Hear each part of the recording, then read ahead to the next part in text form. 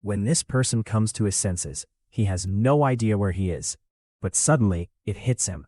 He's in the middle of a slave arena. His opponent is a muscular madman dubbed Butcher, and the entire crowd is absolutely excited by this vicious gladiator. Without wasting a moment, Butcher stands over our victim with his big hammer and strikes with all his might. The whole audience roars in joy, certain it's already finished. But when the dust settles, Butcher can't believe his sight. Our MC is standing right on top of his hammer, safe and sound, and he's already imbuing his blade with magic. Before Butcher can react, he jumps forward with lightning speed and ends it all with a single hit. Butcher's lifeless body drops behind him. Now the entire arena is cheering our guy's name, save for the rich spectators who just lost a fortune betting on his demise. So who is this person, and how did such a brilliant swordsman find himself in a slave arena? After the vicious demons corner the humans into their final stronghold in Ale City, they wipe out every single one of them. Colin Hall stands as the final human alive, and even he is pushed to his absolute limit after everything he has gone through. He has fought against these demons as the strongest swordsman this world has ever seen. However, even that might is no longer enough to stem the tide. The demon standing right in front of him mocks him for still trying to fight, despite being the only one still alive. At the same time, it does honor his accomplishments in its own twisted manner, and decides to reward him by allowing him the liberty to choose how he wants to die. As the fatigued human watches all his struggles fall apart, his mind travels back to how this entire nightmare first began. It has been a year since the demons abruptly arrived onto this earth, without any warning at all. Since humans were feeble compared to them, the demons had no issue invading one city after another with ease, and made their way into the capital.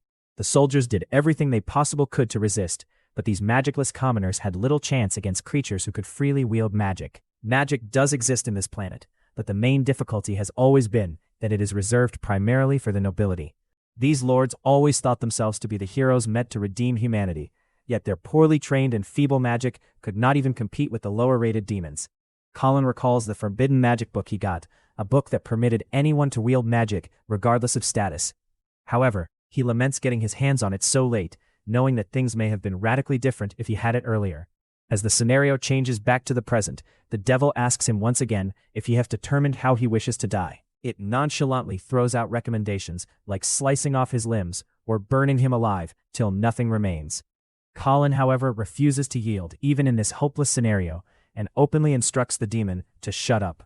He immediately rushes at the monster for a final desperate stand, but the demon casually blocks his strike as if it means nothing. Colin swiftly regains his footing and adjusts his aim into the demon's chest, striking the heart with precision. However, the demon draws back just in time and mocks him, claiming that simple swordsmanship stands no chance against him. But just as the devil is about to continue his taunting, he suddenly realizes that Colin has somehow managed to land a hit and hurt his body. Colin admits that standard swordsmanship would definitely be futile in a combat like this. It becomes evident that his blade is no ordinary weapon, but a prohibited one that eats the wielder's life force as the price for its power. After disclosing this, the child charges at the demon once again and dives straight back into combat. He manages to keep up with the monster, trading blows as an equal and prolonging the conflict without backing down. The fight drags on until he finally spots the opening he's been waiting for, and in a single rapid stroke, he slices off the demon's hand. That moment instantly enrages the monster. Fueled by wrath, the demon mocks the so-called forbidden blade and catches it barehanded without hesitation. He tells the youngster that things might have turned out differently if he had used that method earlier as a surprise assault, then deems him unfortunate for missing his sole chance while crushing the blade totally. Without giving him any space to recuperate, the demon follows up with a fire spell that blows the swordsman away. Colin slams against the ground and grinds his teeth in anguish as he realizes that even this was not enough to bring the demon down. The demon rapidly covers the distance again and takes him by the collar, hoisting him up with ease. He mocks the loser for only managing to take one arm while losing everything he had in return. At the point of death, Colin apologizes to his colleagues for failing to uphold his vow. Just as the demon attacks him again and leaves his body bathed in blood, the dripping blood soaks into the forbidden book, and something within it finally ignites. The MC finds himself alive once again, and he looks around in confusion while inquiring where he is. Just then he hears a weird voice and hastily turns toward it to check what it is. There he finds the prohibited magic book, now speaking straight to him. It tells the MC that his blood has awakened it, and as a courtesy, it will take him back through regression, and give him a chance to redo everything. The MC tightens his grip the moment he hears about regression, since it is something he had always desired for deep inside. He calls it the opportunity of a lifetime, and accepts the offer without hesitation. The book seems happy, and promises the MC that it will stay by his side and help him master the art of magic, so he may achieve his objective of driving the demons back to where they came from. At that moment, many pages burst out from the book and begin swirling around him as a mysterious figure emerges directly in front of him. The book then shuts itself, and the mysterious figure is seen clutching it, while the process of regression completes. The scene moves to an arena, where the crowd is loudly cheering for someone dubbed Butcher. The MC looks around, evidently bewildered at why he is clutching a sword and a shield. As he attempts to make sense of what he is doing in a slave arena, it suddenly hits him that he has genuinely gone back into the past. From the excitement of the crowd, it becomes evident that our MC has just received a strike from the well-known Butcher and miraculously survived the blow. The proprietor of this slave arena, Viscount Thrace, twirls his mustache while gazing down on these commoners, regarding them as nothing more than machines to make him profit.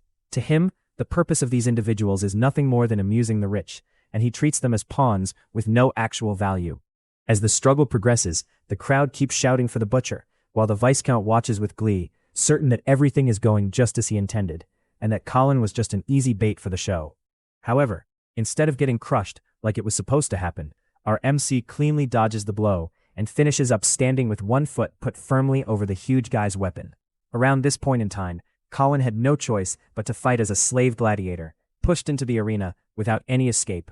But now, something feels different, and the child knows that he can genuinely wield magic. He starts wondering if the magic book has combined with his body, and with that thinking, he fights back, taking his first major move toward changing his fate. With just a few smooth and easy moves, Colin pushes forward and slices through, cutting the Butcher's head from his huge body in a single devastating attack. He concentrates his mind on mastering the magic of the book, knowing that this time, he intends to stop humanity from being wiped out by the demons.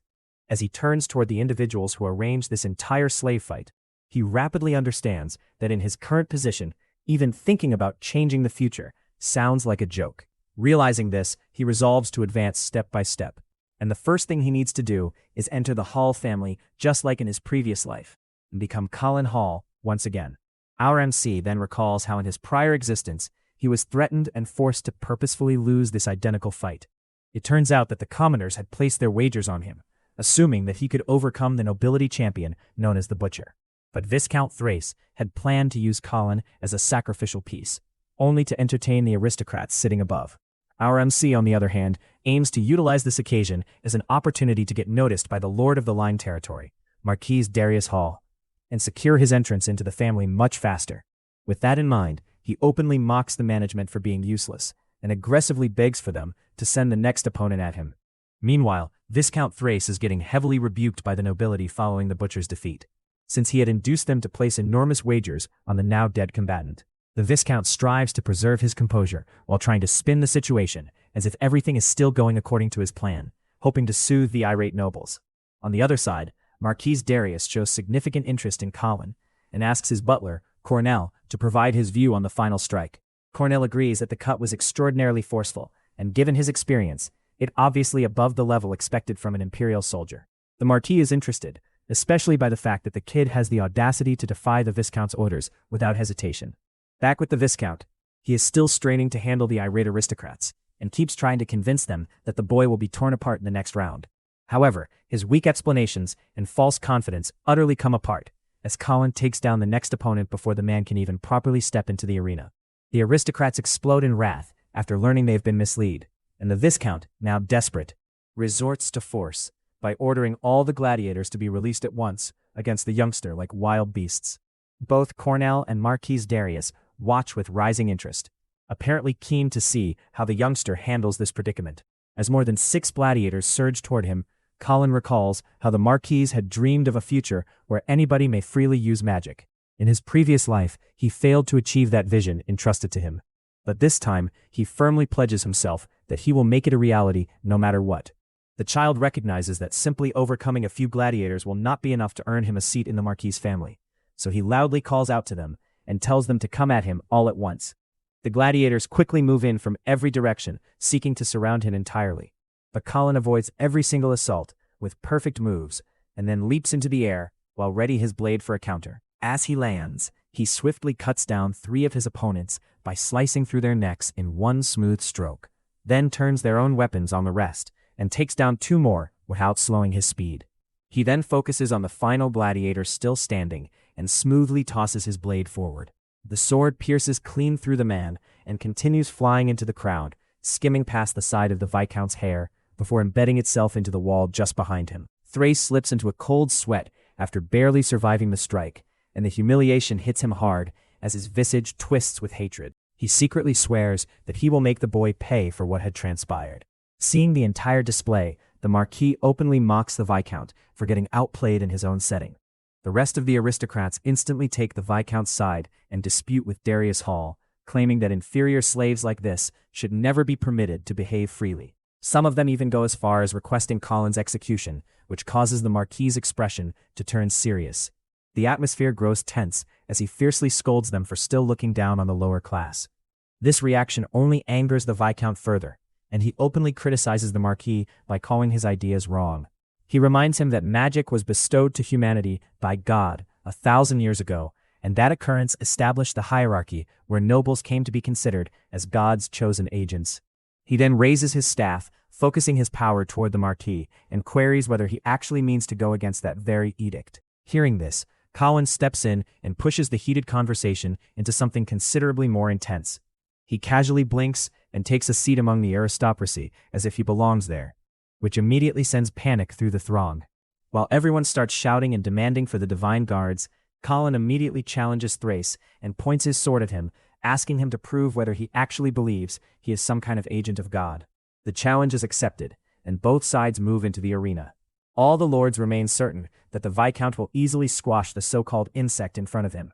They watch with delighted smiles, while Darius appears visibly more anxious. Viscount Thrace takes the first move, continuing his trash talk while he casts a wind magic spell. At that time, as the spell begins formulating, Colin hears the voice of the magic book inside his mind, and a system panel emerges in front of his eyes, showing Thrace's stats.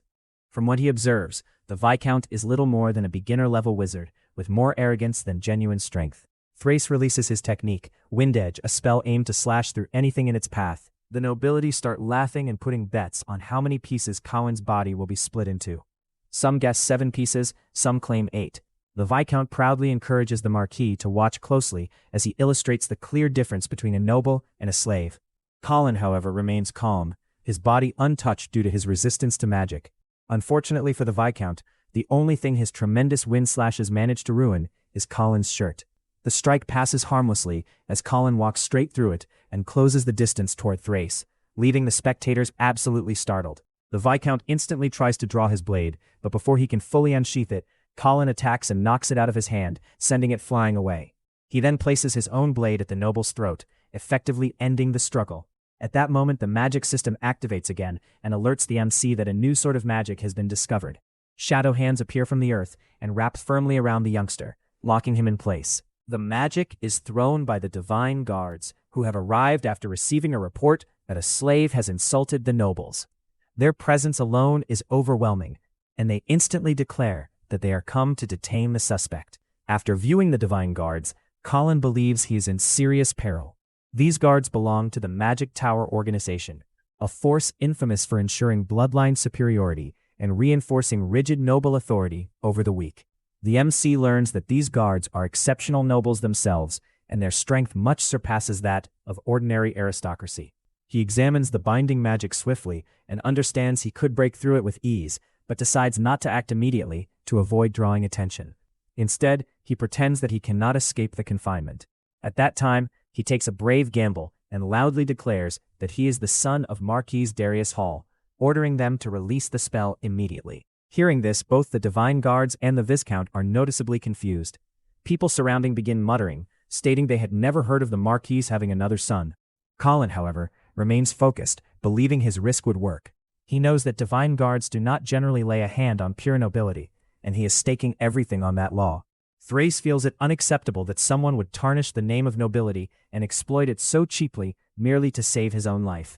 As punishment, he is resolved to inflict justice with his sword on the spot. Just then, a thunderous voice booms over the entire arena. It belongs to Lord Darius, whose sheer presence makes everyone freeze where they stand. The Viscount swiftly informs the graceful lord that he was only eliminating the miserable existence of a sinner.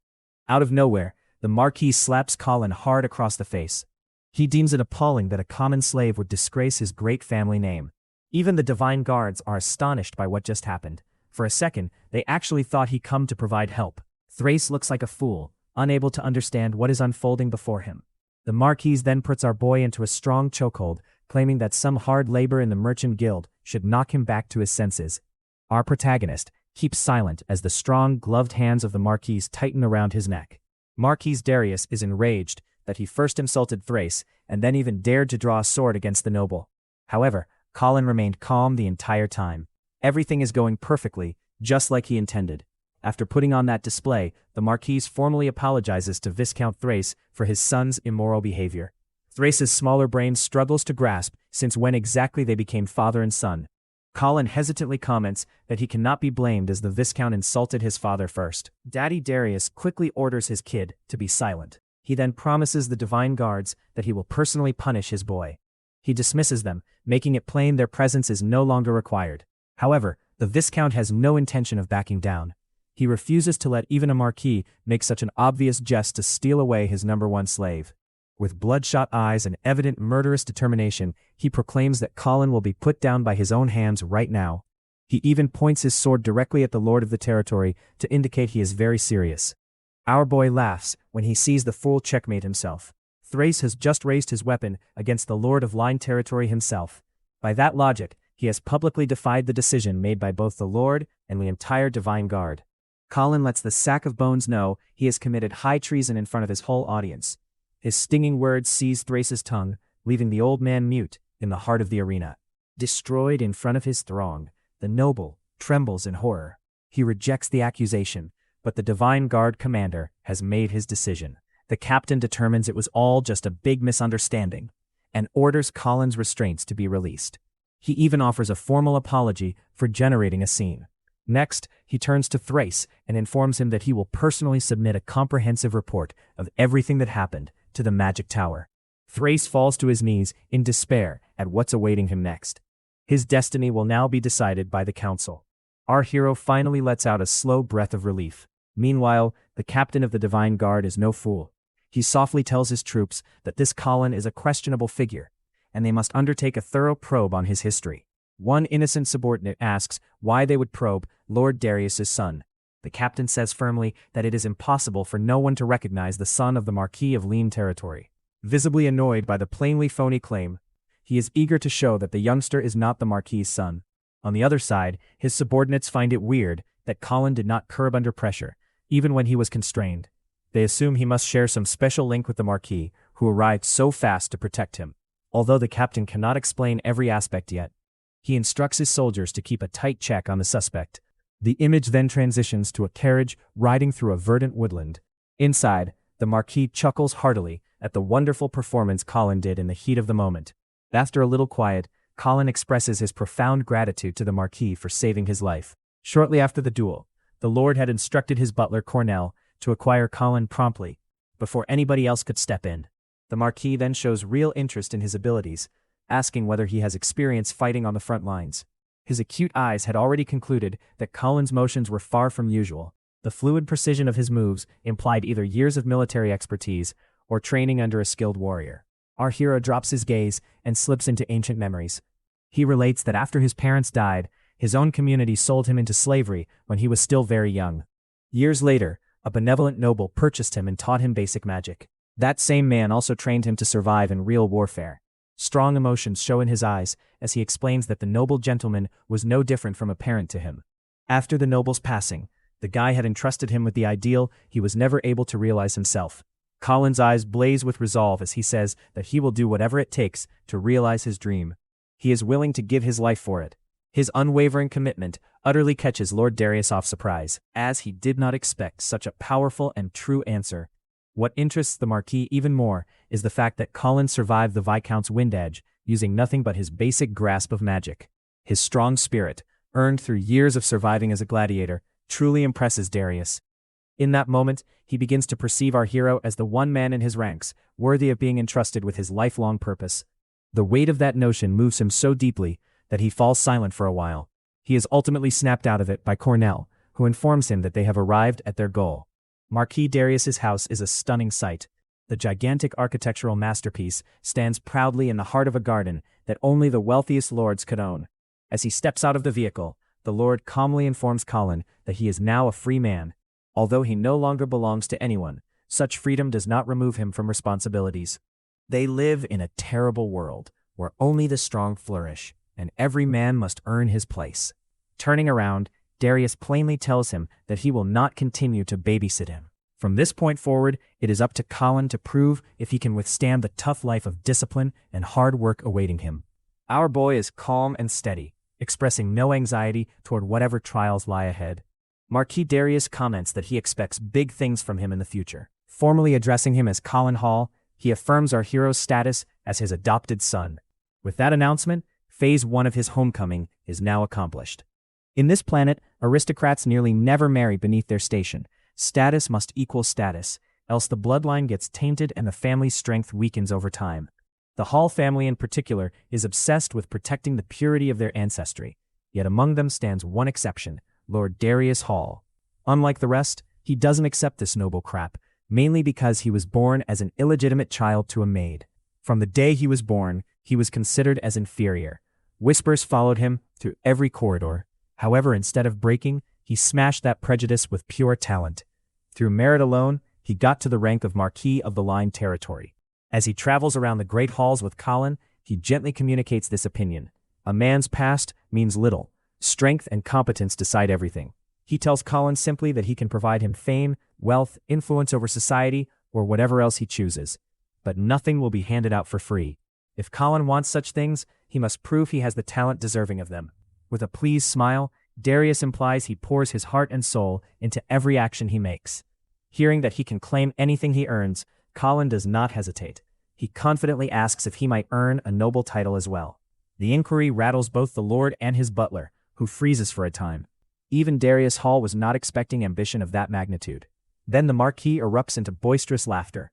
Instead of taking offense, he finds his directness hilarious. With a loving grin, he challenges Colin he is free to try and remove his title from him if he wants the title so desperately.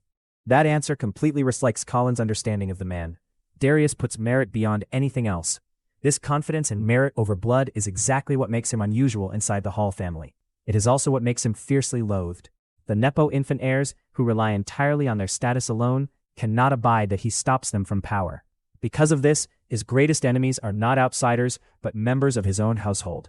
Right on time, his eldest son Freed Hall and his second wife Katrina Williams emerge with large smiles, joyously greeting him home. The Lord remarks that he never sent word about his homecoming, and laughs because it is hard to conceal secrets from his own family. His wife playfully remarks that word about him occurs to spread when he comes through a city. She adds that a little birdie informed her about his small disagreement with Thrace over some slave boy. Lord Darius Hall coldly stares at her with scorn. In return, she smiles mischievously, acting like an innocent lady who did nothing wrong. Darius silently examines the slaves attending her, snakes in disguise, who report his every action behind his back. Colin stares down the woman as well, Darius's closest, yet also his biggest concealed enemy. In his prior existence, she was the reason he failed his lifelong objective. After dealing with her husband, he became a victim of her plans as well. She was the sole heir to her parents' status and great fortune. That is why she has the authority and influence of a first wife, even though she is legally the Lord's second. Her ultimate purpose is straightforward: to ensure that her son, Freed Hall, becomes the next ruler of House Hall. In his past existence, she manipulated him fully. This time, however, he has no intention of letting history repeat itself.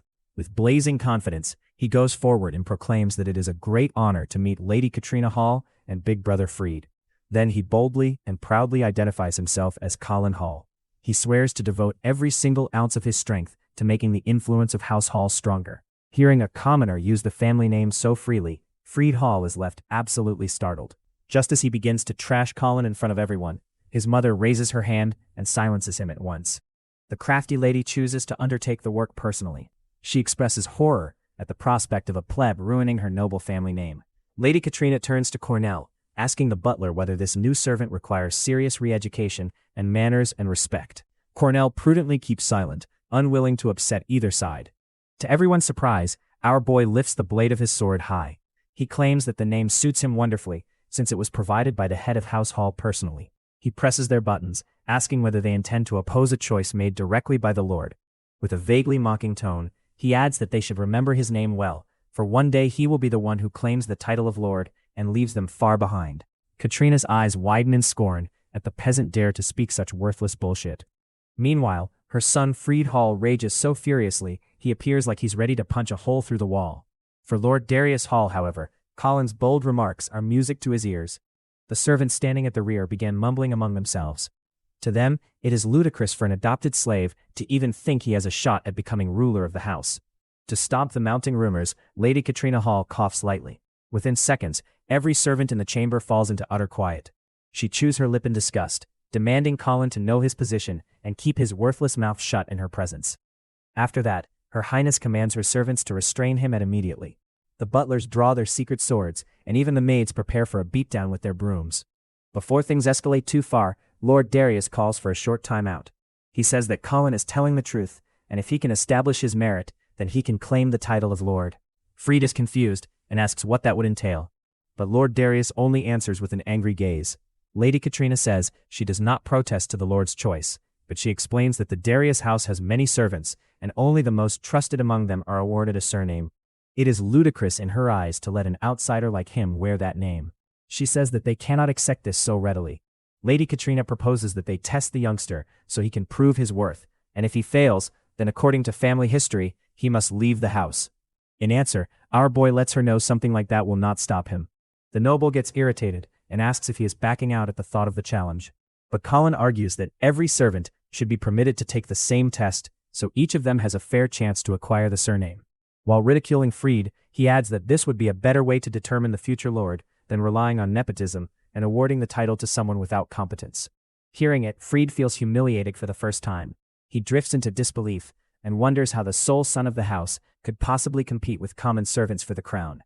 Suddenly, Katrina places a hand on her son's shoulder and reminds him that he is a noble who must remain calm. She advises him he need not fear a few nobodies because, unlike them, he can utilize magic. She tells him to simply observe for now, and he complies without further word. Finally, Lord Darius accepts our boy's proposal, and the test will be held after 1 month. It will be open to all applicants in the house. Until that time, Colin will work as a low-ranking servant, and that is wonderful for him because he can finally study the magic book in detail. Walking across the corridor, Cornell informs our boy that he certainly has a way with his words. He reveals that the Lord is always being observed closely by the other nobility due of his peculiar thinking. He wants our guide to corroborate whether he truly worked for a noble in the past, as the slave guild apparently bought him from a remote frontline village. While drawing a knife and holding it at our boy's throat, Cornell asks if it is merely a coincidence that he landed here exactly when the Lord is seeking for his next heir. Our boy maintains cool and queries whether Cornell is attempting to accuse him of something. He then drops the news that the slave guild feels no shame when it comes to falsehoods and deception. They shamelessly linked up with a viscount over the profit from a single match. He asks him if he actually believes the guild let him off the hook that easily if he was working for someone. Still dubious, the butler says that the merchant classified our boy as simply mediocre, yet his actions obviously reveal expertise at a far higher level. In the Empire, a rating system exists for both magic and swordsmanship alike. Most people are only able to achieve the intermediate level. Even among them, only a few unusual individuals ascend even further. The nobles normally focus primarily on magic, so when it comes to swordsmanship, they remain untrained. However, elite units like the Divine Guards demand high-level proficiency in both magic and swordsmanship. After hearing that explanation, Cornell wonders if the shopkeeper gave him incorrect information on purpose so he could gently get rid of him. Colin says that if he were genuinely a mole, then he would strive directly for the office of Lord instead. The butler wonders what exactly he means by that statement. Our boy says that the main aim of a mole is to infiltrate and exploit weaknesses. Thus, if he were genuinely a spy, the role of butler would have been a lot more practical. From that function, he could readily obtain the secrets of the Lord without any suspicion. After that, our boy offers him a simple deal. He claims he will use his position as a servant to silently seek for enemy spies, and in return, he wants Cornell to behave as his partner and work with him totally. The butler asks if he understands that by doing this, all the other nobles may turn against him. Colin says that if the danger is large, then the payoff will be just as great. If Lord Darius fails because of his deeds, there will be no inheritance left anyhow. Hearing that, Cornell is satisfied and carefully puts his knife away. The butler still doubts if this youngster genuinely is ambitious to go so far only to acquire a title. Admittedly, he is both powerful and sharp-minded. In the end, Cornell finds the bargain seems almost too good to be true, so he suspects Colin is conspiring something. Setting such worries aside for now, he tells our boy to follow him to his new home, the servant quarters. At the quarters, Cornell shows the MC around and advises him to choose a place he likes. He tells that the madam has separated the maids into 3 categories. The top rank serves the madam, the master, and their son directly, while the medium rank is allowed to live within the mansion alongside them. The lowest tier is kept in separate apartments and is not even permitted to approach the mansion itself. The butler then briefs him on his tasks, which include chopping wood, disposing of rubbish, and taking care of the horses, with a daily wage of 3 copper pennies. Before leaving, he also stresses the severe regulations of the household, the most crucial being full loyalty to all senior servants. The MC looks over and notices that several of the servants resemble thugs more than laborers, and he wonders if he is genuinely expected to obey individuals like them. Cornell calmly reveals that these regulations were personally set by the madam herself. The MC accepts the terms without protest and meets the other staff, saying he looks forward to working with them. Instead of responding properly, the servants began insulting him, dubbing him the future master of the land in a contemptuous tone. One of them goes up and explains that they had previously heard about how the child picked a fight with the madam and her son. Another smirks and says they will teach him the appropriate way to meet his seniors. The situation develops as one of them smashes a glass bottle and uses it as a weapon. He instructs the MC to kneel down and slap his own face, while continuously expressing he looks forward to working with them till they are satisfied. The others start teasing him as well, but the MC does not take the humiliation lightly. He grabs the thug's finger, and before the man can respond, he is swiftly overpowered and manhandled like a ragdoll. The other slaves stare in full surprise as Colin kicks the man away and sends him flying across the space. Before they can even absorb what happened, the MC calmly says that he will not hold back and begins hitting the thug while repeating the same spiel about looking forward to working with him. The other servants lose their rage and rush in with a deadly purpose, but Colin reacts swiftly. He flips his blade and strikes them with the hilt directly into the face, stopping their charge in an instant. One of them staggers back and realizes his friend has lost a tooth, but before he can even react fully, Colin is already on the move again. He jumps forward and throws a crisp flying kick that sends another thug flying without resistance. The second thug slowly regains consciousness, only to discover Colin already standing in front of him with his blade drawn. The MC calmly asks if he is satisfied now. The thug instantly accepts in order to save his life, but the moment Colin turns his back, he tries to strike again with the smashed bottle in his hand, shouting for him to die. In the next instant, the entire scenario alters in an instant.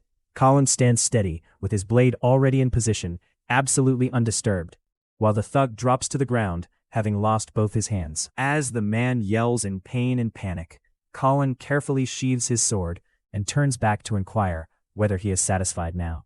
Night falls, and the MC calculates that by now he has undoubtedly earned Cornell's trust, although he still cannot anticipate how things would evolve later. With that in mind, he opens the magic book and begins trying to learn magic to strengthen himself. Colin recalls from his previous life that Countess Katrina had replaced all the servants of the Hall family after marrying Darius, placing her own people across the estate. As a result, her relationship with Darius had deteriorated worse over time, even though it was already incompatible from the beginning. In order to protect himself and keep an eye on the situation, Darius installs his close friend Cornell as his butler. Cornell is the only person with enough authority to not only remove the Countess if needed, but also take part in the choosing process of the replacement. The MC remembers that in his former life, Cornell was cruelly assassinated, and after that, Countess Katrina gained tremendous influence, allowing her to drive her own son into succession. He reflects that if the butler had survived, things could have turned out differently. Colin then recognizes that his present beginner-level magic resistance will not be enough to defend him. Therefore, he needs to develop stronger. He starts focused on studying both defensive and offensive magic. With that thinking, he reaches out to the book, and its pages break outward around him like a raging whirlwind. He feels as if the contents of the book are being forced straight into his consciousness, and in an instant, he is overwhelmed by a pain that leaves him absolutely immobile, like thousands of ants biting into his body at once. The force flowing through him becomes excruciating, as if his blood, bones, and soul are being buried in molten magma. A dark knight-like figure rises from the book and shouts out Colin's name. In the next moment, it emerges behind him, whispering for him to destroy, fall, and submit. The MC suffers under the pressure and begins to wonder if this is actually the price of learning magic. He recalls a colleague from his previous life saying that one only needs to close their eyes and feel the flow of magic to learn it properly. He thinks to himself that it must be easy to be a noble, as they can learn magic as naturally as breathing, and he plainly realizes the huge difference caused by bloodlines. Even so, he forces himself to endure and places his hand on the book, swearing that he would succeed no matter what. But just before he can continue the thought, something unexpectedly catches his attention and puts him off guard. And the entire space echoes with an uncanny sound. The next morning, the servants are already up and moving through their customary ritual of washing and preparing for work, when the goons see the MC had just woken up.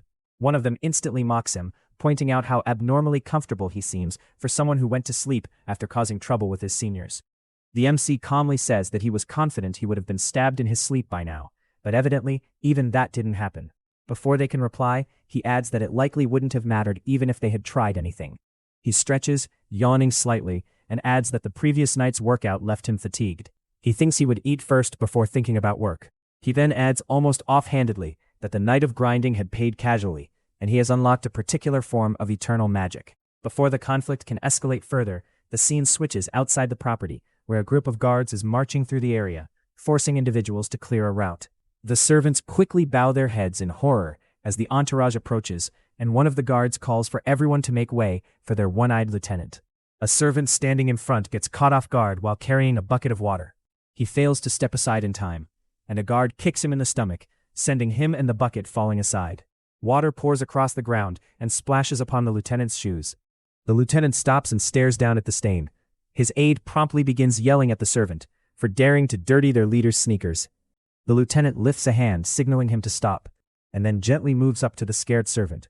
The servant apologizes again, stating he wasn't paying attention and pleading for compassion.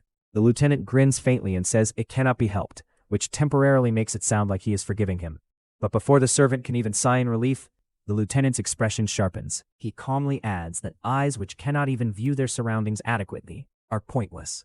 In a rapid stroke, he pulls out the servant's eye, leaving him howling in anguish, while the lieutenant coldly duplicates his own one-eyed visage. The other servants looked at the screaming man with a mix of horror and pity, but the aide soon shouts at them, asking what they are looking at, and ordering everyone to get on their knees. At that point, the MC passes past them without slowing down, almost as if the entire scene had nothing to do with him. His easy stride catches the aide entirely off aback, leaving him briefly undecided whether to react or ignore it. The MC, more concentrated on his own thoughts, wonders what he should eat for breakfast, as slaves are not precisely offered appropriate meals here.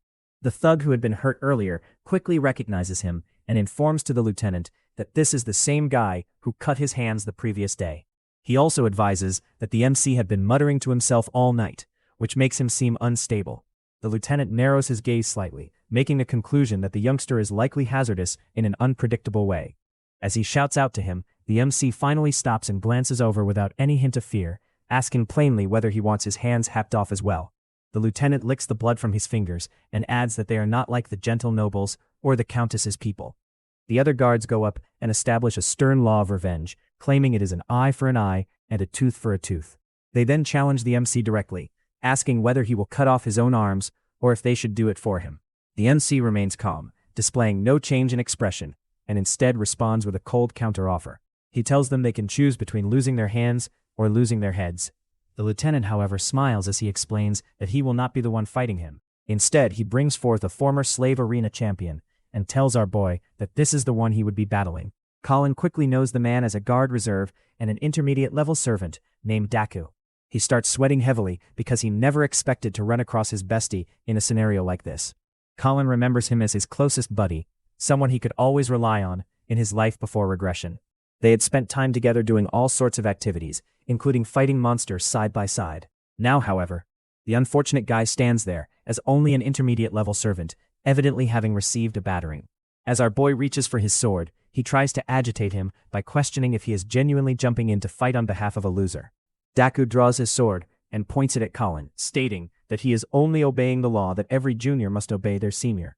Our boy questions that logic, asking whether they are not even permitted to speak up while being treated this way. His remarks catch the slave boy off guard for a time. Colin exploits that small opening to snatch the blade from his grasp, and swiftly lunges forward, placing the lieutenant at sword point. The underlings are left startled by how fast the youngster moves, and even Daku stands there in disbelief, understanding that his blade was taken from him without him ever noticing it happen. The lieutenant nearly wets his trousers, but somehow manages to preserve his cool as he asks Colin if he understands who he is getting associated with. He reminds the boy that Lord Freed personally chose him, and going against him will carry significant consequences. Colin carefully takes his blade back without speaking a single word.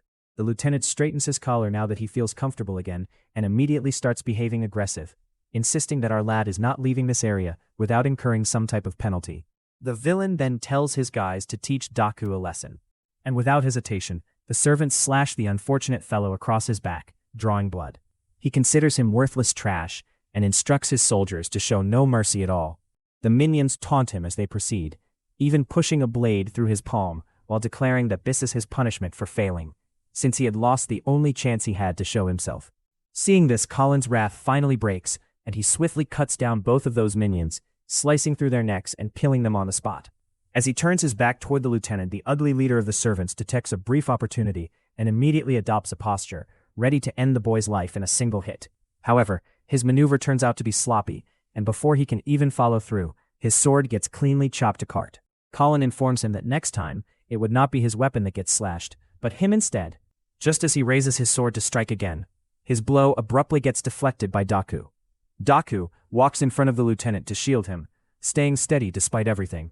He behaves like a loyal guard and confronts Colin, ordering him to quit adding to his faults by insulting his seniors, even though his hand is still bleeding from the stab wound.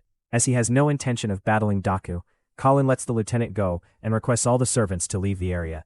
As his erstwhile friend quietly puts his blade away, Colin asks him, wondering why he refuses to fight back when he is clearly the stronger one and could have easily handled those inferior opponents.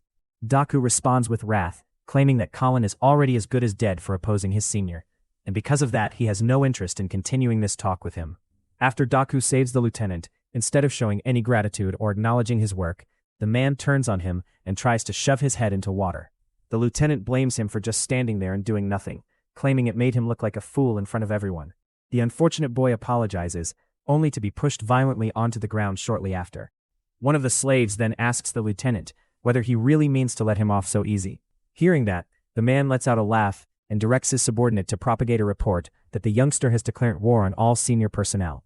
He then tells them to strip him of his position and send him into isolation. Colin once again asks Daku why he keeps enduring all of this without fighting back, but the poor guy can only grit his teeth and stay silent. Later that day, during lunchtime, the senior servants sit together enjoying a nice meal. One of the intermediate servants discusses eagerly with her colleague about a dream where she was getting promoted, unable to contain her excitement, even at the notion of it.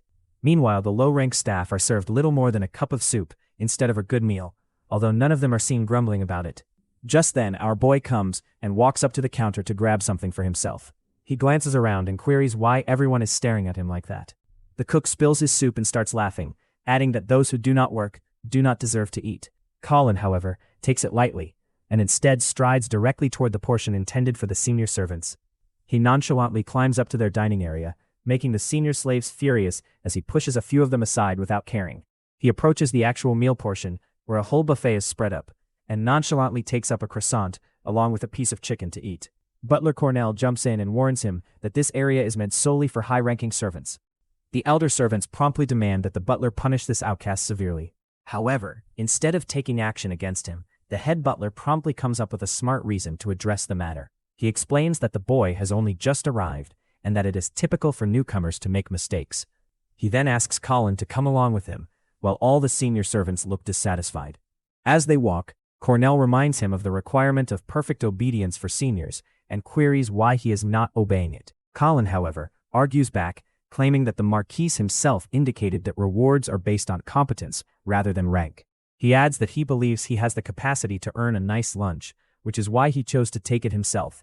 The butler then offers to cover his living expenses, but in return, he wants our boy to discover a spy who is hiding somewhere within the estate. Just thereafter, a signal is issued to commence the hunt, and it appears that the Marquis is walking for the hunting grounds. Apparently, there have been some weird occurrences in the deep dark forest near the region, so the Lord decides to check it out while hunting along the route. As Colin swallows his final bite, a little smirk comes on his face at the thought of that dark woodland, already intending to head there himself. As the scene turns, our boy has already reached the forest, and is now chasing a red-eyed black deer. He fires many arrows at the target, and successfully takes it down. After extinguishing its life, he walks over to the corpse and begins hunting for the monster core. As he holds the purplish core in his palm, he recalls how these are frequently viewed as luxury things, and are usually turned into necklaces and other jewelry. However, based on what he learned from the Forbidden Magic book, he learns that he can utilize it to manufacture potions that help restore mana and improve his body. From his knowledge, the attributes of a core alter based on the rank and type of the monster it comes from. Once the deer he just defeated was a low-ranked creature, the core he acquired is of the lowest grade. The story then flips back to earlier, when Colin was walking with Cornell. Our boy had requested permission to enter the hunting grounds. Normally, only royalty are allowed to travel there, but owing to the current odd scenario, only divine guardians or a few authorized personnel are permitted to visit the region. Colin persists on going nevertheless, and thinks that he could enlist along with the divine guards, which somehow ends up working in his advantage. As he finishes extracting the core from the creature, Daku suddenly enters, apparently enraged, and scolds him for acting on his own. He warns him that only aristocrats and at least middle-class servants are allowed to hunt here, and if he gets found, he would face terrible punishments. Colin acts like it does not affect him at all, and casually takes Daku's blade without asking. He drives the sword into the dead creature, and argues that the prey now belongs to Daku, and since Daku is a middle-class servant, there should be no difficulty anymore. Daku quickly loses his temper at this absurd rationale, and regrets ever becoming connected with a low-class servant who constantly making things more difficult for him. When he questions why Cornell permitted Colin to come along, our lad takes out the head butler's dagger and displays it to him, claiming that he has been assigned a mission, and this dagger is the proof. He further says that both of them are obliged to aid with the inquiry, and while doing so, they are also meant to bring back some proper meals. Daku kneels over the monster's corpse and eyes back at our lad, wondering how he got up thus unlucky to be matched with him. He lets out a sigh, and the moment he glances down again, he discovers that the meat is already gone. It turns out that the outcast has already started roasting the meat in no time, and even beckons Daku over to dine with him. Daku immediately panics and frantically asks what he thinks he is doing. Colin displays no sense of guilt, which earns him a scolding, as Daku reminds him that the meat is intended to be handed over to the Lord and their seniors. Our hero argues that there is more than enough steak, and even pushes him to sit down and eat together. At first, the poor servant attempts to resist, but when Colin tells him that he only gets to eat once every 3 days, and that he might not even get food later if he is punished, Daku ultimately gives in. Unable to resist the sight and scent of the cooked meat being held close to him, he rapidly starts eating like a famished man. While he is eating, Colin questions him again why he is so fixated with blindly following orders from his seniors when he is plainly stronger than them. The servant says that strength has nothing to do with it, and goes on to express the concept that nobles were chosen to work as God's agents and were bestowed heavenly power. He adds that if he continues to work hard and remain obedient, he might be resurrected as a noble one day and get the same divine blessing. He describes how he had put in tremendous effort only to reach to the status of a middle-class servant just so he might become someone his sister, living far away, could be proud of. He advises Colin to stay out of his issues and quit interfering in his life. He continues by adding that they are already lucky enough to be servants, and that they should simply follow the chores allocated to them without inquiry. Colin then asks him if all of this is just because he wants the ability to utilize a bit of magic. Hearing that, the servant challenges him, ordering him to attempt to learn even a single spell if he can. In answer, Colin turns toward him and asks what he would do if he genuinely taught him how to use magic. That comment absolutely surprises the guy, and he swiftly wonders if our boy can actually use magic. Before our protagonist speaks, the two are startled by a sudden pained cry emanating from a nearby region. They soon realize the scream was from the knights examining the deep black jungle. One of them is viciously bitten in the shoulder by a large magic beast. Their leader tells his men to maintain their formation and keep a calm, level head in the face of imminent peril. However, he learns firsthand that his words alone are not enough. Not when his troops are getting attacked by the animals left and right without mercy. One of the magic animals pounces on him, forcing him to lock his sword and shield against its snapping fangs. Never in his lengthy experience did he expect a group of plain wild dogs would give him this much actual trouble. He pours more strength into his blade and slices clean through the beast's jaws, knocking its lifeless carcass away from him. All of a sudden, his subordinate quickly alerts him that there are 3 more rushing directly at him from behind. Realizing he is hopelessly screwed, the leader simply waits there, awaiting his dreadful fate. Right on time, 3 arrows unexpectedly lodge deep in the 3 creatures' jugulars, leaving them seriously hurt and stumbling. The heroes who came to save the day show themselves, quietly inquiring as they are secure for now. Our boy analyzes the monsters intently and remembers they are named azure flames after their unusual glowing mane and tail. The meat and bones of this beast are so precious that you can live for days comfortably after hunting one of them. His ultimate purpose, however, is the monster's strong light core. So he takes careful aim, preparing to make sure he hunts down every single one tonight. Colin soars far into the air and makes himself look like easy prey for the enchanted animals below. Seeing that daring maneuver, the knight's leader perceives him as an idiot marching directly into the lion's maw. But the scenario is the exact reverse here. Our hero is the true predator, who perceives the dogs who need to band together for hunting as weak and desperate packlings. He lodges an arrow cleanly in 3 heads and makes a flawless landing on the ground. Thinking this is a clear opening, one of the magic monsters dares to ambush him rapidly from behind. Like time has fully slowed down for him, our boy bends back to evade it with calm precision before he kicks it hard in the gut and sends it back to hell where it came from. Watching him kick away a gigantic beast like it is a little puppy, all of the knights are just as amazed as they are shocked. Cold-blooded as always, Colin gently shoots it in the chest one last time to completely seal the deal. Soon after that, additional mystical animals emerge, roaming from the dark forest. That turns out to be a deadly mistake, for he fires a rain of arrows on them, eliminating them all on the spot. The leader sees his amazing combat talents firsthand in disbelief. He can barely believe his own eyes that a single fighter has the capacity to knock down more magic animals than his entire squad combined. Suddenly, our boy senses a powerful and extremely harmful energy approaching him. He jumps out of the way just in time as a giant pillar of scorching azure flames brutally crashes down where he stood. It comes from a beast who seems a little different and significantly larger from the others. He recognizes what is coming next when he sees dazzling blue sparks cooking inside its mouth. As it opens its gigantic maw, 3 blazing blue balls come hurling right at him. Moving through them like a seasoned, experienced hunter, he returns the favor with 3 keen arrows of his own. To terminate the poor puppy's agony fast, he slams the heel of his foot hard into its head. Talk about brutal. The sheer force of his kick pushes the beast's head far underground like it is some startled ostrich. At that very moment, an arrow unexpectedly whizzes by his face, reminding him he is still surrounded by people who are not exactly his pals. Turns out, however, it was targeted for a beast he was completely oblivious of, stealthily sneaking up from behind him. Daku swiftly notifies him that he should not let his guard down in the middle of a chaotic conflict. My buddy flashes him a brief thumbs up in appreciation. Meanwhile, Daku sighs in disgust, like a classic tsundere. Impressed, Captain Glenn really wishes to know which lord such amazingly capable warriors are actually working for. Before Colin fumbles up another introduction again, Daku easily presents himself and his comrade as a backup divine guard and a low-ranking servant who were sent by Marquis Darius's butler Cornell as support. Their odd partnership of our dynamic couple utterly stuns Glenn. After hearing that they were saved by a reserve guard and a low-ranking servant, the royal guards respond with apparent displeasure. The lady queries what Cornell was even thinking when he sent the old woman slaves to assist them.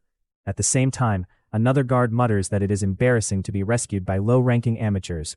Hearing such comment, naive Daku still doesn't know who exactly they are calling an old woman. Meanwhile, Colin utilizes the break to collect the magic cores from the slain creatures. At last, he finds a mid-rank core which he may later utilize to construct a potion by following the directions stated in the magic book. A big knight suddenly shouts at him and demands to know who granted him permission to touch the beasts. His commander Glenn comes in and says they should stay focused on the assignment assigned by Lord Darius and simply let Colin deal with the dead bodies. Our boy asks the huge man who he is calling a brat, reminding him that he was the one who saved them. He adds that only a brick-headed idiot would speak so brutally to the guy who just rescued them. Angered by his reaction, the man approaches as if to charge at him. However, both the girl and Captain Glenn swiftly warn him to calm down. They call him Marvin, and the moment our boy hears that name, old memories surface from his prior existence. Back then, aside from Cornell, Glenn, Marvin, and Sarah, were the only individuals Lord Darius fully trusted. In his prior existence, Those three died during a mission in the Gloomwood Deep Woodland. After the loss, Lord Darius progressively lost his power. Our hero never thought that he would be the one to change their fate this time. Because of that memory, he silently vows he will not let anything happen to them again. Seeing the tension increase, Daku hurriedly apologizes on behalf of his companion, and says that he is new here and unfamiliar with the norms. He asks them not to take his scathing comments too seriously. Sarah argues that the wrinkly hag's mutt should simply quiet up. Again, Daku is very bewildered, since he doesn't truly grasp her unusually precise criticism. Glenn asks Colin if he is the novice who arrogantly declared that he will become the next lord. He concedes that he is strong, but he will undoubtedly regret in the future if he follows beliefs that are far bigger than his position. Before taking their leave, Captain Glenn thanks our boy for saving them, and excused himself because they have a mission to take care of. Suddenly they hear a huge roar, which startles everyone. Out of nowhere, a pack of azure flames, together with the Mega Evolution variant, arrive in front of them. Seeing that gigantic magic beast, all three freeze, and Sarah exclaims that it's an Azure King. The Azure King, with its huge stature and blinding blue searing flame, leaves them startled. He lets out a huge roar so loud that they all start shaking in dread. Then he uses his claws to unleash an attack, but they are all too slow to react or even lift a finger. Captain Glenn's life passes before his eyes, and he closes them, assuming his unit is about to die. When they open them again, they see something that they cannot believe. A low-ranking servant, who should have no combat skills at all, blocks the Azure King's onslaught. Captain Glenn asks him who he truly is. Being the aura farmer he is, Colin answers that he is the hero who saved them for the second time in one day. As basic assaults have no effect on the Azure King, our boy steps in and utilizes his special move, Mountain Crusher, on the enormous wolf. The attack is too shallow and fails to inflict any serious damage on the hard hide of the elite mob. Immediately after that, the wolf mounts a counterattack. He tries to block it, but he cannot fully absorb the blow, so his sword breaks and he is thrown flying back. Following this hit, he recognizes that he cannot defeat this monster in his current condition. A standard sword like his does absolutely no harm to it. Seeing that, the three royal guards instantly step in to cover him, and Sarah asks our hero if he is okay. Captain Glenn warns everyone that the Azure King is a high-level monster that has previously slain many elite soldiers before. The Azure King then orders its underlings to encircle the party and assault them from all angles. At this time, Marvin panics about what they should do. These side mobs are already hard to deal with, and now the king is here as well. Our boy calmly explains they should not focus on the little ones, because they have no true intelligence, and merely act like puppets for the king. They only need to deal with the king, and the side mobs will fall apart on their own. Captain Glenn finds it hard to trust what he has just heard. On the other side, Daku adds the monster has killed many elite guards, thus there is a relatively weak chance they can fight it. He asks his companion how he plans to win with a broken sword. Confident as always, Colin merely says that they should at least give it a try, making Daku fear he's got a screw loose. Even so, Captain Glenn agrees with the strategy and thinks they can only survive if they fight as a unit. Meanwhile, Sarah points out that it is not easy to reach the monarch when its underlings are defending it. In response, our lad assures her that there's nothing to worry about, an opening would soon appear for them. At that moment, the Azure King suddenly lets out a roar, and the puppets rush in to fight. Colin gently advises everyone to be composed and let the enemies draw closer. Marvin instantly yells at him to question who gave him the power to make instructions. Surprisingly, Captain Glenn steps in and says it is not the time to dispute among yourselves. He orders his men to follow their hero's lead. Before going out, Colin advises Daku to trust in him. If he wants to become a big brother his sister can be proud of. Right then, Captain Glenn exclaims that the enemy is already upon them. Even then, he maintains that they had to wait and let them close the distance. Only when the enemy are within arm's reach does he finally give the signal to assault. First, Jesus tells Captain Glenn to employ his sacred shield to blind them. Next, he tells Marvin to push them back with Heaven Shaker. Lastly, he asks Sarah to create a route using her phantom blade. Following his directions, everyone executes their tasks, and a clean passage is opened through the opposing line. While the captain fights, he questions how someone can be this familiar with so many different sword techniques and weapon types. Once the opening is established, our boy promptly instructs Daku to follow him. Sarah motivates him in her own way, asking the small puppy to not mess this up. Poor Daku is still perplexed when she keeps calling her that. Taking advantage of the opening, Colin and Daku immediately push for the king. On the way, Daku asks him what he is planning to do. He reveals that everyone fears the Azure King. If they approach it head-on without intimidation, the noble creature will be too shaken to react. Daku still does not fully understand his rationale and asks how he plans to attack the monarch with a broken sword once they reach it. In answer, our boy asks him if he can think of any other way to attack someone without relying on a sword. Daku recalls the moment when he was told that Colin can use magic. He starts wondering if the rogue will truly pull it off and defeat the monarch. In the very next instant, Colin manifests a mana line from his palms, which ignites the flow of magic throughout his body at full capacity. With his mana strained to its brink, he unleashes a powerful move known as Ice Lotus without holding back. The Azure King being assaulted by innumerable ice shards, and Daku can hardly believe what he sees unfold before him. The monster withstands the assault, so Daku rushes forward and falls on its head before plunging his blade right into the creature's skull with full force. Our hero reinforces the hit with his immortal power, and in the next minute, the monster crumbles as a ray of light rises from where it previously stood. As soon as it falls, all the lesser azure wolves scatter into the forest in fright, while Daku attempts to absorb what just happened. He stares in surprise as the battlefield grows silent after such a violent combat. The royal guards rush forward and ask if everyone is all right after the brawl comes to an end. Captain Glenn notes that the azure flame wolves have fled because their leader has been defeated. Meanwhile, Marvin doubts how they ever managed to take down something that huge in the first place without support. Colin says that the strategy only succeeded because of their backing, and he confesses that no one can foretell how the situation would have turned out without their cooperation. Sarah examines one of the ice shards intently and begins to feel skeptical about our hero's genuine skills. Marvin comments that the youngster reminds him of the captain during his younger days, which makes Daku wondering about who this former captain might be. Marvin says that Marquis Darius Hall formerly led them, and Sarah adds that they all served under him in the Lionheart Brigade. She continues by revealing that once the brigade disbanded, the remaining troops finally became part of the Royal Guards. She then sarcastically says that the old lady's dog does not even know such fundamental facts, which ultimately sends Daku over the brink. He confronts her immediately for calling him the elderly lady's dog and proclaims that his name is Daku with full pride. He insists that she engrave his name into her memory and lashes back by calling her an old hag without hesitation. That phrase clearly touches a nerve, and Sarah falls silent for a moment, while Marvin clumsily explains that she refers to the Countess as the old woman. Daku is surprised at the revelation, but before he can analyze it further, Sarah suddenly appears directly in front of him and demands to know why he thinks she looks old. She contends that she still stands in her prime young beauty no matter what anyone claims, but Daku refuses to back down and insists that she has already passed her prime. He calls her out for denying reality, and she quickly locks him into a chokehold without mercy. Our hero briefly recalls a period from his old life when Daku and the others would joke around in the same chaotic style, but the memory fades fast as the sound of approaching horse hooves interrupts his thoughts. The young Master Freed comes at the scene, and everyone responds with astonishment as they discover his presence.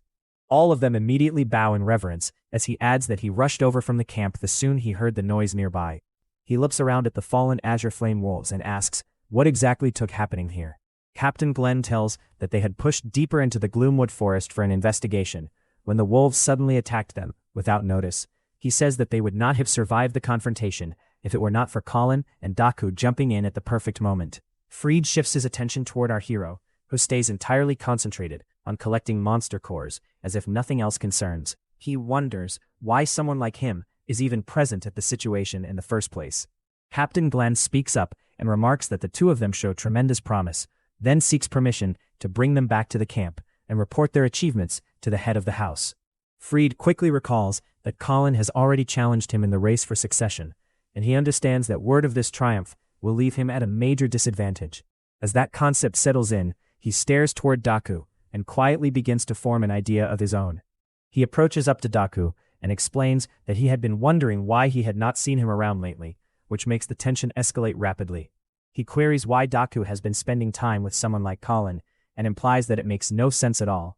He continues by adding that a low-ranking servant visiting the hunting fields counts as a significant offense, and asks if Daku intended to taste treasures that were clearly forbidden to him. Daku sits mute as Freed deems him a worthless man, and adds that his sister Erica would feel sad if she realized that he had already forgotten the lessons taught to him earlier. Colin steps in and argues that he still stands above a pampered brat who cannot function without his mother's backing. Then he welcomes Freed with sarcasm and calls him a failure. Sarah sends out a hushed laugh, while Captain Glenn tells her to stay in line and not escalate the matter further. Fried is outraged at the remark. But Colin continues and argues that people do not bow because Fried is outstanding. They do it because his mother is the Countess.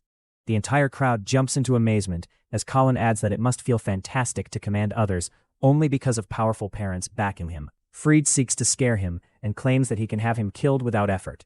Colin agrees in a calm tone, but argues that the only way Fried can do that is by running to his mother and asking her to deal with a servant who upsets him. Fried loses control and orders his soldiers to restrain him at once, and chains materialize as assassins bound Colin according to the young lord's command. One of the assassins places a blade at Colin's throat, and everyone watches as the situation gets dangerously tense.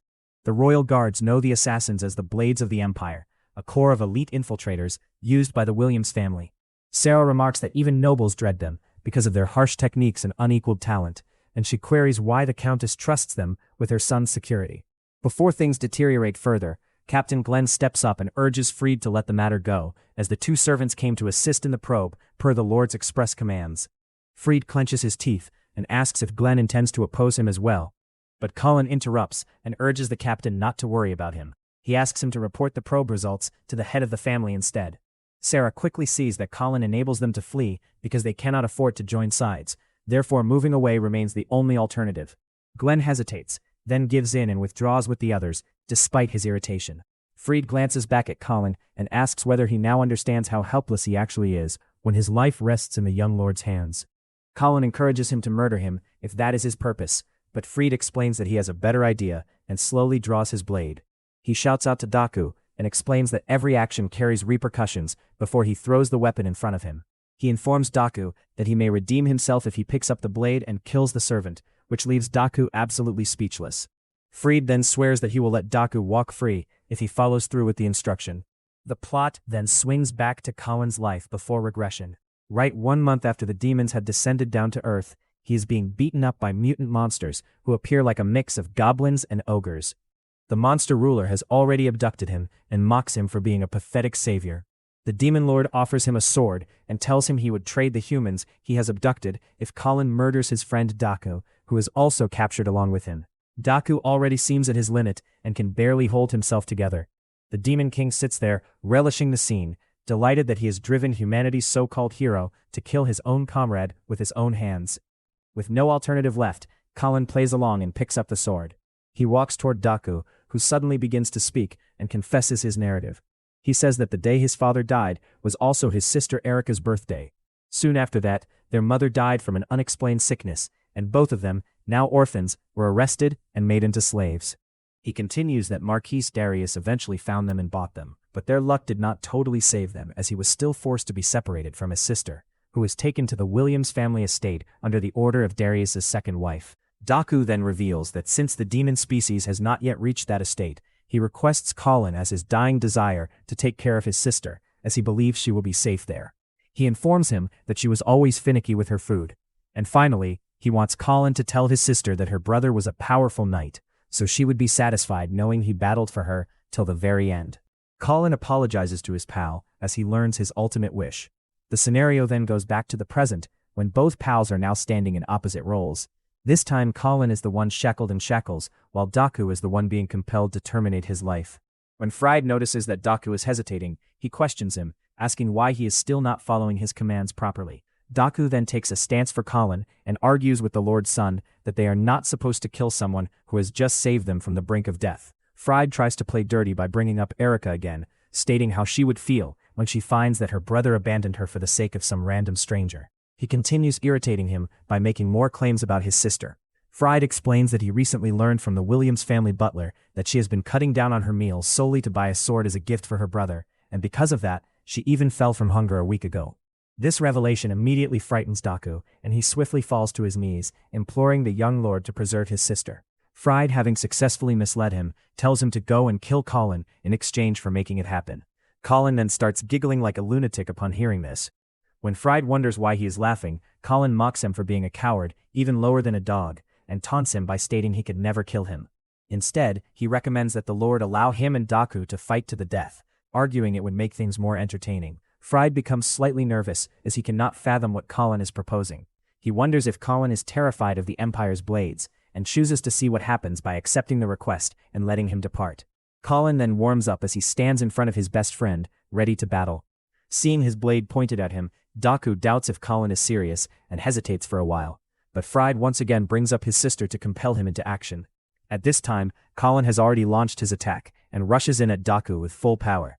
Daku is caught off surprise and gets knocked backward. The MC swiftly recovers and rushes in for another attack, but this time his strike is ultimately stopped by Daku, who continuously challenges the guy about why he is doing all of this and forcing him to fight back. The MC reacts with an apology and then argues that he does not want to be the one who ends up dying. This ultimately pulls Daku into an attack stance, and he causes the MC to increase distance between them by jumping backwards. The MC then threatens his opponent that he will finish him in just 3 moves. This attitude finally gets on Daku's nerves, and he nervously asserts that he does not even need 3 moves and will instead finish him in 3 seconds. The combat grows more furious as the two race toward each other, but just before their blades can clash, the MC whispers that he would never betray his teammates. This evokes a recollection from Daku's past and makes him hesitate for a time. Daku sees that this duel is nothing but a distraction and tries to play along with his pal to make a ruckus. This commotion generates a clean opening, which the MC exploits to surge forward and target Fried Hall. Fried, however, intercepts the blade at the last moment with his thunder magic. Seeing him fight back, the MC mocks him for finally showing some courage and resisting. When Mommy's child hears this mockery, he becomes angry and warns the MC not to underestimate him, as he is more than capable of changing his own diapers. Just as the MC is forced back, the Empire blades prepare to attack him, but they are halted by Fried as he shouts at them to hold back. Fried has now become totally irritated and claims that he will be the one to finish the MC once and for all, and consequently wants no interference. He gathers lightning in his hand and gets ready to attack, which makes the MC slightly uneasy as his system recognizes a strong magic source. To obtain a notion of what he is up against, Colin analyzes Fried's stats thoroughly. The man has 0% magic resistance, and his lightning magic is mid at best. Yet the system still informs Colin he cannot properly endure it at his level. Seeing it, the reckless daredevil grins wide with interest. He would rather test for himself if the information is indeed correct. Summoning frozen ice in his palms, he directly answers Fried's furious purple lightning head-on without any hesitation. The elements aggressively collide into each other, ripping through everything in their way. When a dense cloud of dust rises between them, Fried wonders whether his eyes are playing tricks on him. The inferior plebeian should not be able to utilize magic at all. Their first spectacular exchange ended in a draw, or so he confidently assumes. Shards of ice suddenly materialize from behind the dusty cover. However, he simply zaps them into harmless water vapor. Confused and slightly unsettled, he races his brain over where the ice could possibly be coming from. At that time, our boy mocks him, casually asking where all that passion about his incredible ability suddenly disappeared. With a harsh look that pierces right through Fried, he calls the Nepo infant what he hates most, a failure. Everyone's jaws slowly drop as they watch a lowborn endure the direct onslaught of a noble's power. Daku questions if his own eyes misled him. Meanwhile, the young master sweats buckets. Ordinary plebeian cast ice magic strong enough to overcome his own strike. He deludes himself into thinking that it must be a cheap prank. Summoning his utmost powerful thunder spell, the noble loudly exclaims it is sheer foolishness to assume a simple lowborn can wield real magic. Our hero rapidly encases himself in a softly blue aura to defend against the impending tremendous bolts. But he suddenly receives an unwelcome warning that his magic stores have entirely run out. His defensive spell quickly fails. Mana depletion hits him hard as he barely stands straight while using his sword as a crutch. It soon dawns on him that he is surrounded with absolutely nowhere left to escape, so he grits his teeth and confronts the full brunt of Fried's raging purple thunder head-on. The noble does not hold back at all and hits him with full meaning to eradicate his irritating existence for good. As his skin scorches under the blazing heat, Colin deeply regrets that he might pathetically lose to the red-headed witch a second time. He flat-out refuses to let this second shot at life spiral into the same dismal fate, forcefully casting magic despite having almost no mana remaining. The magic book system shows a bleak warning that casting magic without mana will force him to go mad. Colin, meanwhile, does not care in the slightest. He would rather lose his sanity than die drowning in regrets.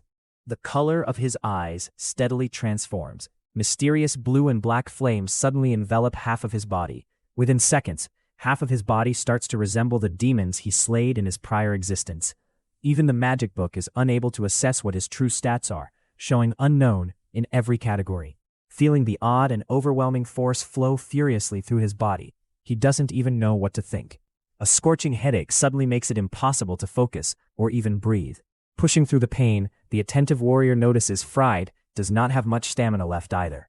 He clears all of the noble's lightning with a single clean magic-laden slash. Fried looks on in complete fear, never having witnessed magic this awful in his life. He freezes as our boy suddenly jumps high into the open air.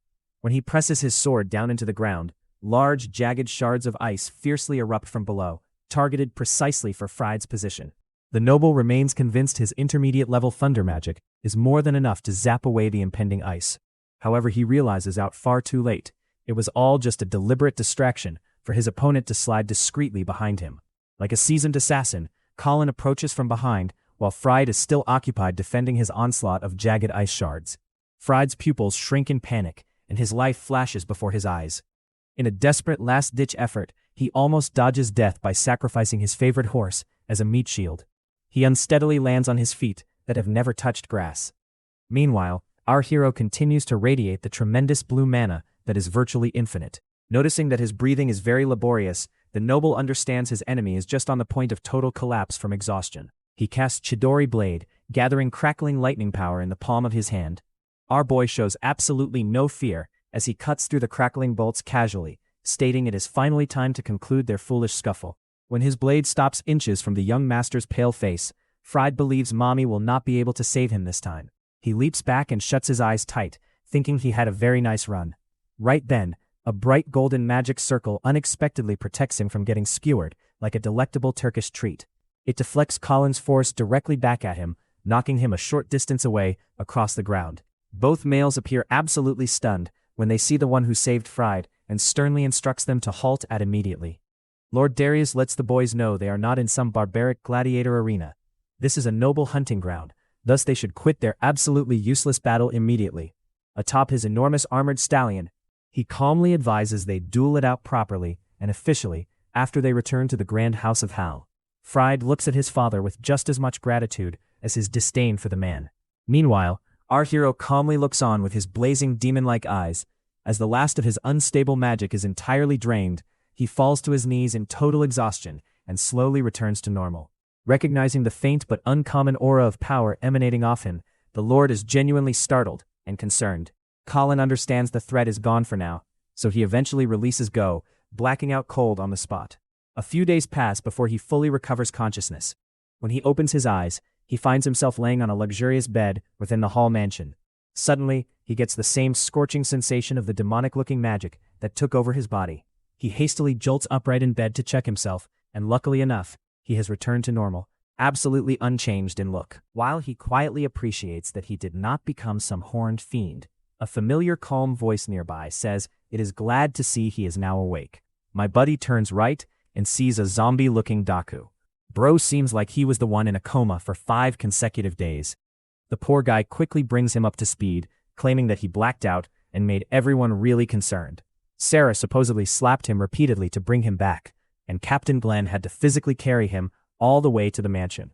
Sarah worried so deeply that she held the physicians at blade point, stating they would share the same coffin as him as they failed to save his life. He has a hard time believing all of it, but there is no denying he feels better than ever right now. To get some fresh air, he invites Daku to accompany him for breakfast on the way to thank Sarah properly. Having said that, he cannot forget Daku keeping to the sacred bro code for him. He thanks his companion with a sly little grin. Daku pretends like it was nothing, but he's pleasantly surprised that Colin has the phrases thank you in his repertoire. Later in town, all of the other servants start shivering as they see our hero pass through. He gives them a questioning glance, wondering whether he somehow has anything abnormal on his face. He overhears a few maids spreading rumors about his furious battle with Fried. Silently creeping close to the ladies and startling them, he kindly urges them to tell exactly what they have been hearing about him. Terrified, the ladies instantly make a dash for it, without hesitation. Daku is confused why the women are acting like they'd just seen a ghost. Taking a closer look at his friend's pale face, Sherlock thinks they must be afraid by his dead zombie look. Daku gets irritated, because he is the reason he stayed awake 4 nights straight. Not a huge admirer of Daku's abrupt attitude, he loudly exclaims that he never requested him to become his personal nurse.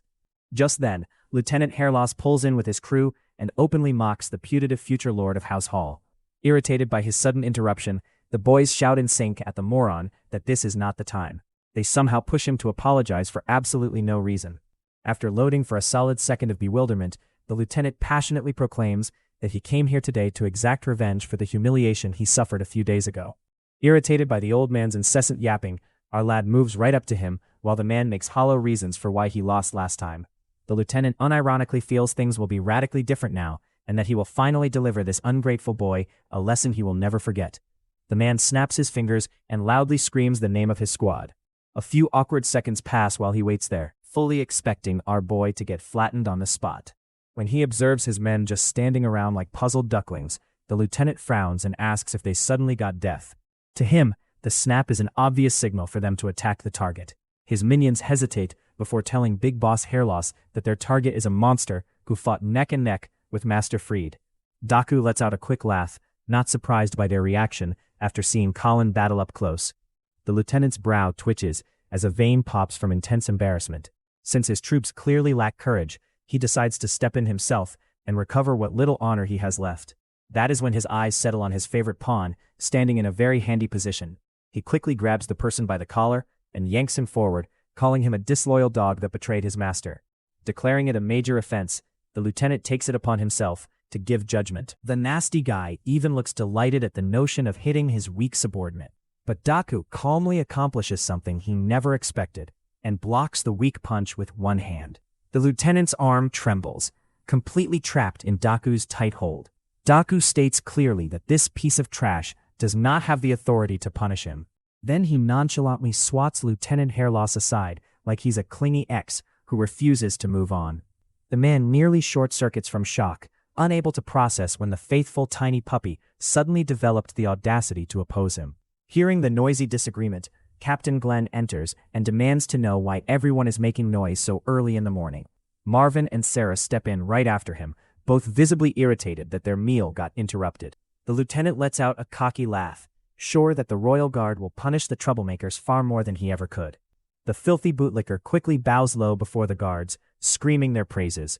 He promptly states that he was merely doing out his noble job to instill appropriate manners into the insolent brats Jojo posturing behind him. My dude salutes Captain Glenn like all's okay in the hood.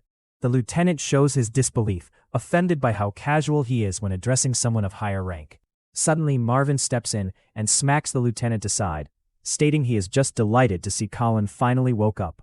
Watching everything develop, the lieutenant's face goes blue with absolute astonishment. Right now, he is witnessing the most elite guards in the territory simply joking around with the so-called insolent brat like they are best pals. For a brief period, he convinced himself this is only a fever dream. With no options left, he argues that it is inappropriate for elite guards to mingle with a low-ranking servant. Sarah drapes an arm over his stiff shoulder and openly informs him laws imposed by old hag Katrina don't matter anything to her. She also adds that the sound of his whiny voice greatly disturbs her, so he should keep his lips shut unless he wants to start wearing a second eye patch. With that gentle warning issued, our hero joins the royal guards for breakfast. He turns back with a cheeky look and humbly apologizes to the boss for embarrassing him yet again. The scene then turns to them in a local tavern where they celebrate his recovery. Colin admits he originally intended to thank them for saving him once previously, and now he evidently owes them another favor on top of that. Sarah shrugs and says she was pleased to help because she cannot stand Potato Head anyhow. Captain Glenn also tells him that he rendered them a big service back in the wilderness. Curious, Daku asks Sarah if she has known the lieutenant for a long time. The lady quickly gets excited simply thinking about the smooth-brained scoundrel. Wanting to shift discussions away from that topic, Captain Glenn switches the conversation. He's been intending to discuss for a long. There are only 3 top knights remaining in their ranks, and he would like the 2 to join. Colin maintains collected, but his pal nearly loses his mind at the prospect that a substitute like him can become member of the Royal Guard. Glenn underlines that this is a big opportunity because it would provide them all the benefits reserved for high-level staff. Our protagonist denies the invitation with zero hesitation, declaring he has no interest in playing knight. He already has his sights set on something far larger, and he does not plan to settle for anything less than his ambition, and his remarks are enough to surprise the whole drinking party. One of them proposes that he quit pursuing the ridiculous aim of being the Lord of Line, that just because he vanquished the young master doesn't mean he should be cocky.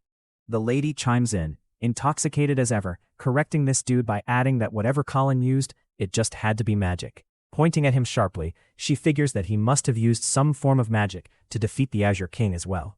Our boy doesn't answer, letting things play out, as the other dude questions how in the world could a former slave even manage to put his fingers on magic. The old geezer butts in to pressure the boy into delivering an explanation. Colin considers that he always knew these individuals would soon catch up to his secrets.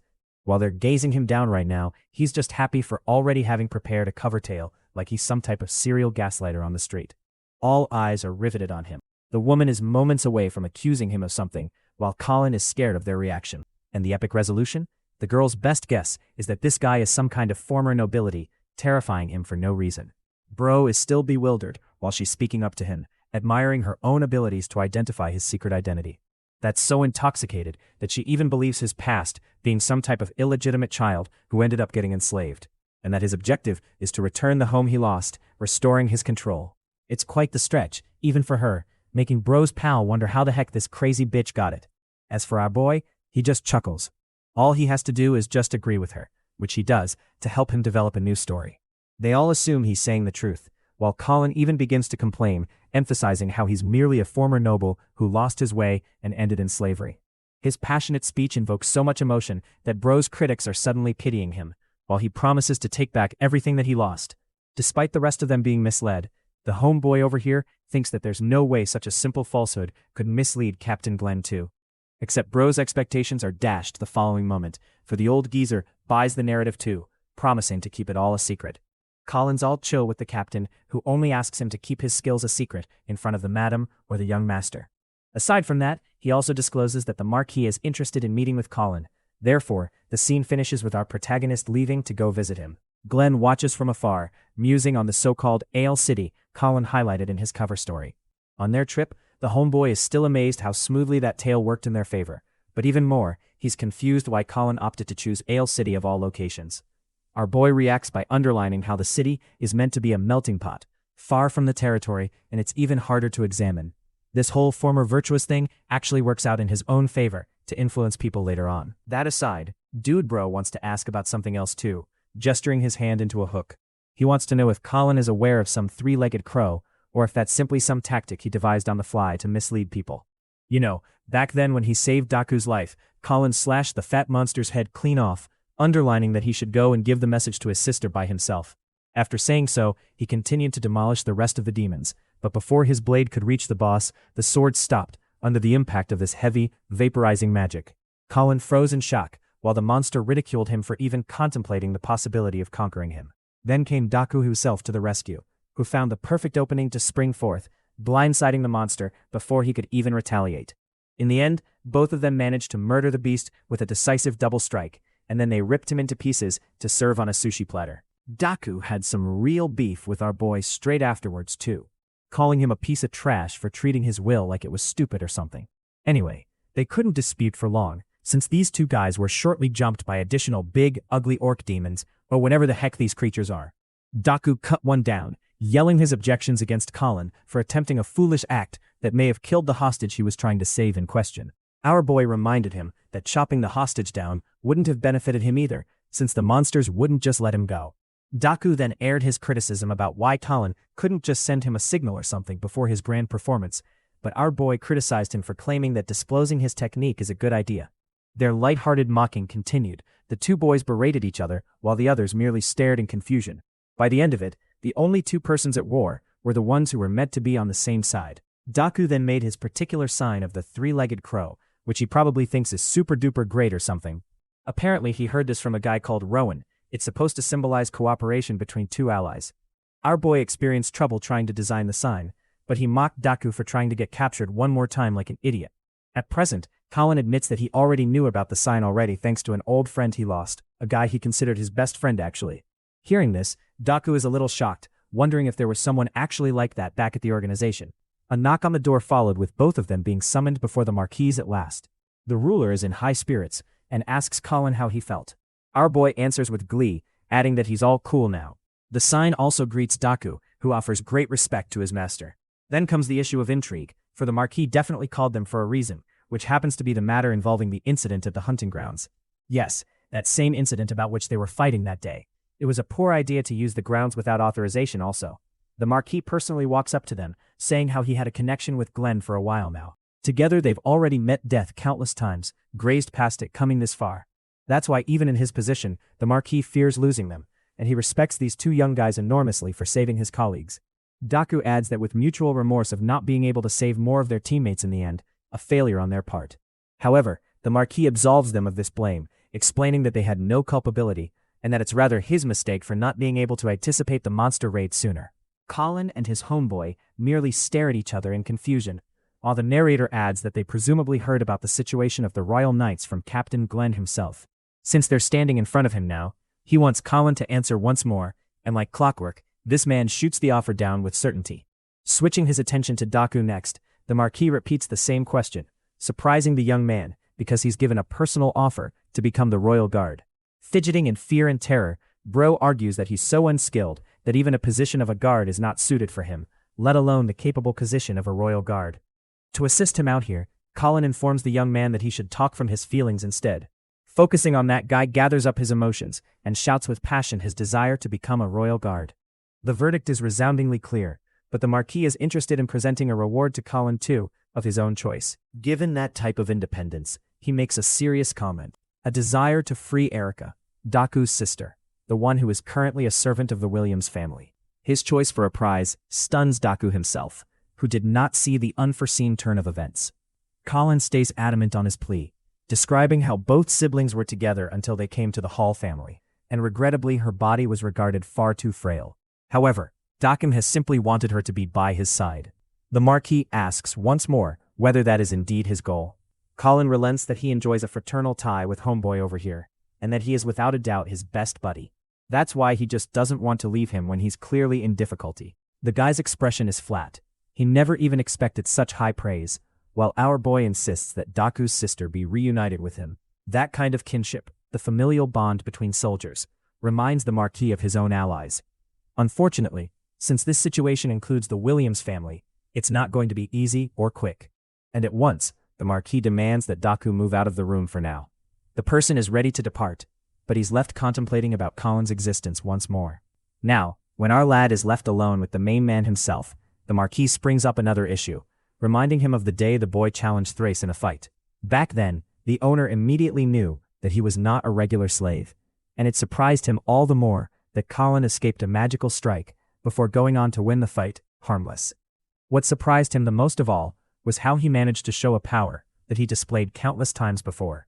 Also, the Marquis seems to know about the cover-up tale he concocted against Captain Glenn too, telling of his aspirations to restore nobility. Interestingly, Colin mutters the Marquis by name before showing off a glimmer of his magical powers, assuring the man that he's not a grand person. Instead, he's just a regular guy who has some aptitude with magic. Now, since he's the Marquis himself, a Grandmaster Archmage would only perceive him as a rude, insignificant being. However, the same Grandmaster Archmage is currently perplexed how a normal human wields the capacity to manipulate magic. Once more, it makes him want to question the kind of person this guy truly is. Colin emphasizes that the man standing before him is someone who loves his people the most, the greatest Marquis of all. The same man regards power over one's bloodline. Colin is only delighted to receive his acknowledgement, and his main ideal is to carry on working for the Marquis, so that he may eradicate the concept of bloodline supremacy altogether. In plain words, the man aspires to reign in and become a mighty great lord, much like him, with the eventual and audacious desire of surpassing even the likes of him. Colin acknowledges that the Marquis saved his life twice. That's why he wants to exhibit his proper strength in the selection exam. After that, the monarch himself might determine how to use him as a weapon for his aims. The notion is entertaining, but it actually makes the Marquis cackle out loud uncontrollably. Bro's out here impressed, and truly anticipates great things from Colin, confirming his leaving. Before he's leaving, he asks for one last item, querying the young man's opinion on Rowan. Colin feigns ignorance, as if he doesn't know the name at all, so the Marquis merely orders him to leave, without elaborating further. Watching him go, Darius Hall is baffled why he thought of something like that. He summons his butler Cornell, who was leisurely aura farming hiding in the shadows. The same steward is curious if the boy is ordinary or a genius. From the way he judged Colin, it seems that he doesn't know about Rowan, which also suggests that the youngster is not from Ale City like he told them. It's a lie, so the butler is not very trusting of him and believes it could be some type of plot, because they've had such an occurrence in the past. And yes, it seems like the Marcus's own wife appears to have backstabbed him in the past. That aside, the butler hands him a note stating that he received information from Spirit Cat. Darius is fascinated and wonders the kind of information they got him. In the next scene, we have our boy back at home admiring the sparkling goods he's grabbed, consisting of materials, cash, and potions. It's all owing to Colin swapping his spoils of war for efficient supplies, and with the items he's acquired this time, his own strength will surge. At the same time, the name Rowan troubles him a lot, making him ponder who this guy even is. The first time he heard that name is when Daku uttered it back in his prior existence, but other from that, nothing else seems to be known. Then the way the Marcus phrased it made it sound like Colin was meant to know the guy or something. Regardless, he chucks the small bead into his tube, hoping to ask Daku later about the matter. Next, he stirs the whole thing into a potion before chugging it down his neck. After swallowing the elixir, the first thing Colin does is chant "Open the magic book." The unusual artifact spreads mounds of pages in front of him, and he continues to devour additional vials in the process, dumping another into the pile. Experimenting a new alteration, Colin focuses his energy and chants "Absorb," immediately forcing his muscles to stiffen up from the pressure. The system confirms the absorption of the mana, boosting his mana capacity by 1 point. And damn, this method really is the opposite of the one in solo levels at this point. Colin reflects that blending some flame monster cores with Jade Sovereign Grass can enhance his mana capacity. At least that's the information he found in the book. But even a potion like this could only gain him 3 points at most, while some don't even supply a single one. Regardless, Colin worries losing control after running out of mana again. That's why he aims to enhance magic resistance first. At the same time, he can't help but admit how terrible the whole thing tastes. It's making him want to puke already. And devouring them one by one is going to take him way too long. Bro believes that he'll die of diarrhea before improving, making him wonder whether there's some other way to handle things. Staring at his mana capacity, he instantly reads information from the system, detecting a powerful monster core. Basically, this core can be converted into a mystical artifact to serve him. It's an interesting notion, so he takes the blue core and studies further to play with the technique. He touches on the system panel to customize the setting, and meditating allows him to cast the avatar of the monster in a golden aura.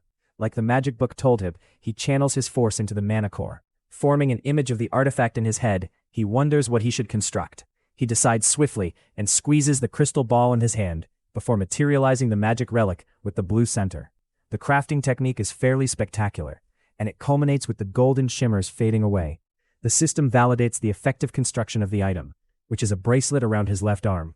Lo and behold, it's the Azure bracelet, with the unusual feature of providing the user wild intuition. There's also a blessing that helps improve his mana capacity by 1 point for wearing it. Still, to test its effects, my buddy chugs another bottle, only to enhance his capacity by 2 points instead. In other words, even the typical bits that awarded him 1 point can suddenly be turned to 2 points, merely because of one bracelet. It's a fantastic object, but what he's truly fascinated about is the main skill called Wild Intuition. Just then, his senses intensify as he perceives something on the other side of the door. Colin can detect 2 folks.